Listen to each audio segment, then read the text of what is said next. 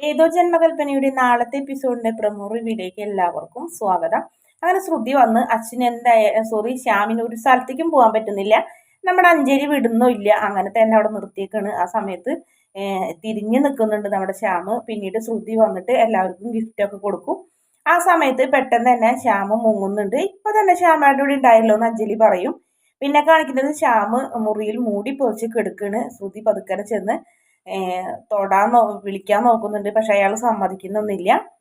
അതിനുശേഷം പിന്നെ കാണിക്കുന്നത് അഞ്ജലി അല്ല, ലാവണ്യ വന്നിട്ട് ശ്രുതിനെ കെട്ടിപ്പിടിക്കുന്നുണ്ട്. കെട്ടിപ്പിടിച്ചിട്ട് പറയുന്നുണ്ട്, ശ്രുതി നമ്മുടെ അശ്വിൻ സായിറാം എന്നെ വിവാഹം കഴിക്കാൻ മുത്തശ്ശി സമ്മതിച്ചു എന്ന് പറഞ്ഞിട്ട് ലാവണ്യ കെട്ടിപ്പിടിക്കുമ്പോൾ എന്തോ പെട്ടെന്ന് തന്നെ ശ്രുതിക്ക് അത് കേട്ടപ്പോൾ വിഷമം ആണ് തോന്നുന്നത്. ശ്രുതിയുടെ മനസ്സിലെ ആഗ്രഹങ്ങളൊക്കെ എന്തായാലും അറിയാണ്ട് പുറത്തേക്ക് വരുമെന്ന് ആലോചിച്ച് ശ്രുതി ഇങ്ങനെ തിരിഞ്ഞു നിൽക്കുന്നുണ്ട്. എന്തായാലും ശ്രുതിയുടെ ആ പെട്ടെന്നുള്ള മാറ്റം മുത്തശ്ശി ശ്രദ്ധിക്കുന്നുണ്ട്. ലാവണ്യക്ക് അത് മനസ്സിലാവുന്നില്ലെങ്കിലും ശ്രുതി തിരിഞ്ഞു നിന്ന് വിഷമിക്കുന്നത് നമ്മുടെ മുത്തശ്ശി കാണുന്നുണ്ട്. വീഡിയോ ഇഷ്ടപ്പെടുകയാണെങ്കിൽ ചാനൽ ഒന്ന് സബ്സ്ക്രൈബ് ചെയ്ത് സപ്പോർട്ട് ചെയ്യണേ.